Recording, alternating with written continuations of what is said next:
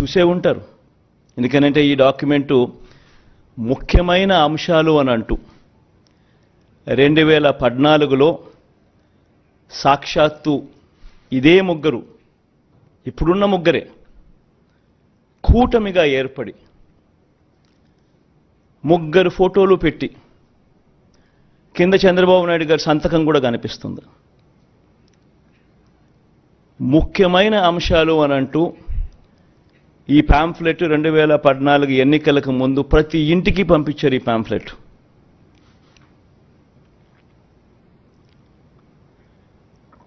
ప్రతి ఇంటికి పంపించిన ఈ పాంఫ్లెట్ను చూసి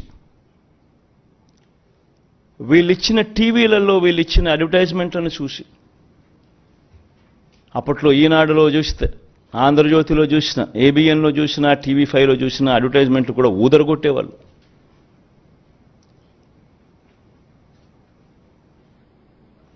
ఒక చెయ్యి ఒక తల్లి చేతిలో, ఒక తల్లి మెడలో మంగళసూత్రం ఒక చెయ్యి లాగేస్తూ ఉంటుంది, వెంటనే ఇంకొక చెయ్యి వచ్చి అడ్డుకుంటుంది. బాబు వస్తున్నాడు, బ్యాంకుల్లో పెట్టిన బంగారం ఇంటికి వస్తుంది అని అడ్వర్టైజ్మెంట్. ముఖ్యమైన హామీలు అని అంటూ ఏకంగా చంద్రబాబు నాయుడు గారు సంతకం పెట్టి ఇదే ముగ్గురు ఫోటోలు ముద్రించి ఇదే కూటమిగా 2014లో ముఖ్యమైన హామీలు అని అంటూ వీళ్ళు చెప్పిన మాటలు, వీళ్ళు చెప్పిన హామీలు ఏ మాదిరిగా ప్రజలు నమ్మి వీళ్ళకు ఓటు వేసినందుకు వాళ్ళ బ్రతుకులు ఏ రకంగా అతలాకుతలమైనాయి అన్నది కూడా ప్రతి ఒక్కరూ నాగరిక ప్రపంచంలో గమనించాల్సిన అంశం. ఎందుకనంటే ఒక రాజకీయ నాయకుడు ఒక రాజకీయ పార్టీని నమ్మి ప్రజలు ఓట్లేస్తారు. వాళ్ళు చెప్పే ఈ మేనిఫెస్టోను చూసి ప్రజలు ఓట్లేస్తారు.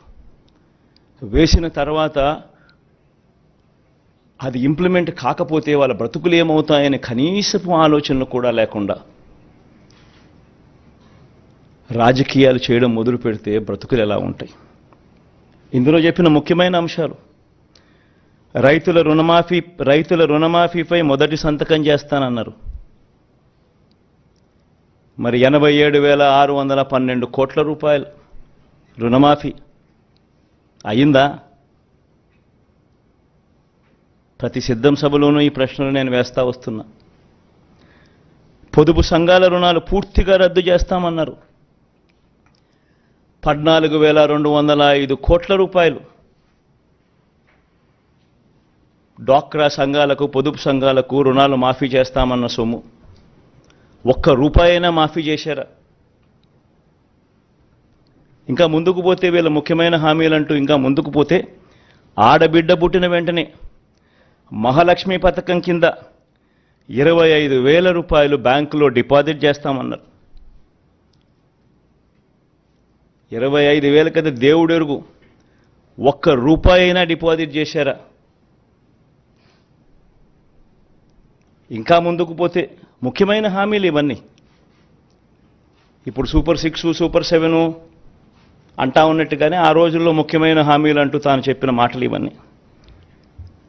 ఇంకా ముందుకు పోతే ఇంటింటికి ఒక ఉద్యోగం ఇస్తాం,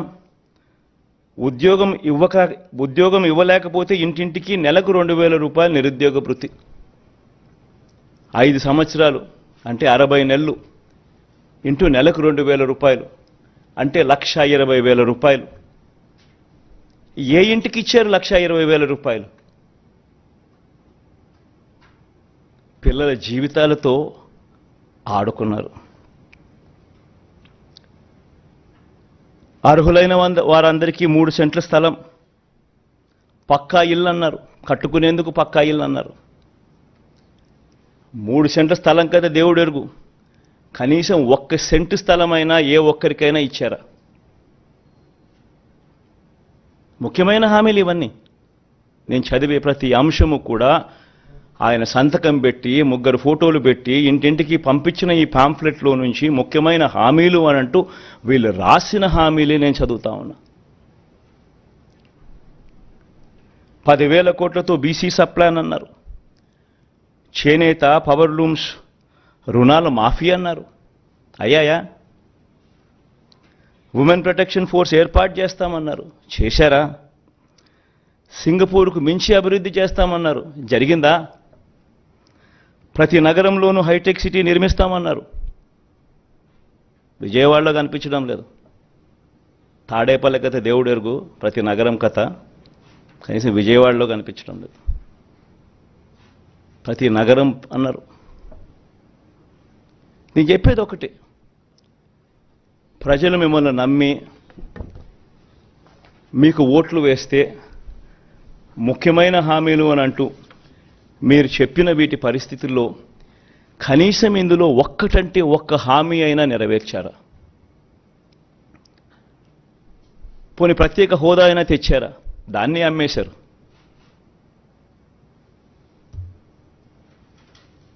అదే నోట్తోనే ప్రత్యేక హోదా ఏమైనా సంజీవినా అని చెప్పి మళ్ళీ వెటకారం కూడా చేశారు.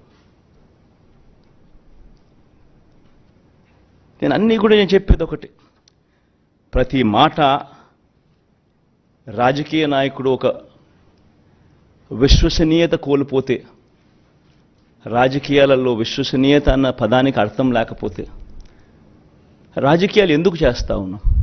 ఎవరి కోసం చేస్తూ ఉన్నాం? దేనికోసం చేస్తూ ఉన్నాం?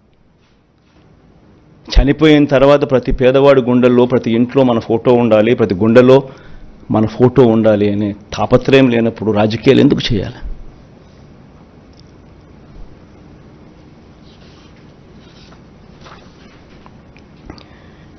₹87,612 కోట్ల రుణాలు మాఫీ చేస్తానని చెప్పిన పెద్ద మనిషి 87,612 కోట్ల రూపాయల రుణాల కథ దేవుడు ఎరుగు. బ్యాంకుల్లో పెట్టిన బంగారం విడిపిస్తానన్న మాటలకు దేవుడు ఎరుగు. అంతదాకా అందుతా ఉన్న సున్నా వడ్డీ కూడా రైతులకు ఎగరగొట్టారు.